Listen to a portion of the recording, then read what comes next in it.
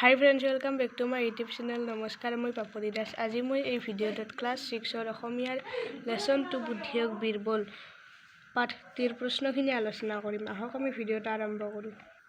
Question number 5, দলত আলোচনা কৰি উত্তৰ লিখা। ক. আকবৰে কোৱাৰ দৰে বীৰবলে প্ৰকৃততে পশু পক্ষীৰ মাত বুজি পাইছিলনে? যদি পোৱা নাছিল, তেনেহ'লে কিয় বুজাৰ ভাও ধৰিছিল? উত্তৰ: আকবৰে কোৱাৰ দৰে বীৰবলে প্ৰকৃততে পশু পক্ষীৰ মাত বুজি পোৱা নাছিল। বীৰবলে পশু পক্ষীৰ মাত বুজি পোৱাৰ ভাও ধৰাৰ কাৰণটো হ'ল, তেওঁ আকবৰক বুজাবলৈ বিচাৰিছিল যে সদায় পশু পক্ষী চিকাৰ কৰি থাকিলে এদিন অৰণ্যৰ সকলো পশু পক্ষী নিশেষ হ'ব। খ.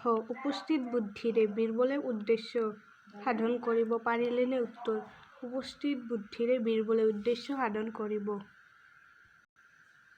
পাৰিলে। কুৱেশ্যন নম্বৰ 6, কোনে কাক কিয় কৈছিল? ক. কি কাৰণে সি বাৰু তেনেদৰে বুকু ডাঠি ক'ব পাৰিছে?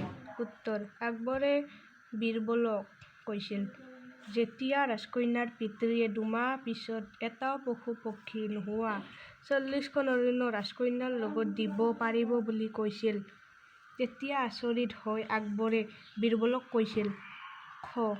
আমাৰ আজিৰ অৰণ্য ভ্ৰমণ বৰ ফলপ্ৰসূ হ'ল।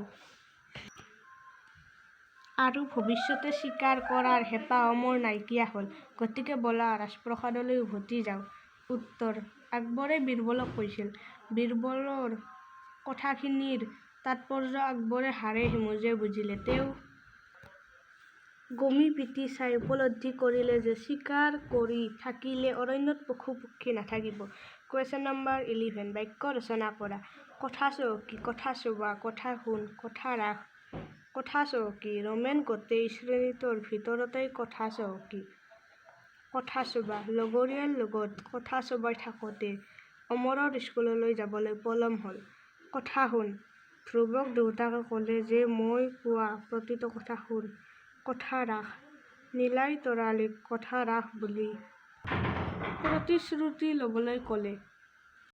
ভিডিঅ'টো চাই যদি ভাল লাগে লাইক, শ্বেয়াৰ আৰু কমেণ্ট কৰিব। লগতে চেনেলটো ছাবস্ক্ৰাইব কৰিব। আজিলৈ ইমানেই। আকৌ এটা নতুন ভিডিঅ'ত লগ পাম। Bye bye.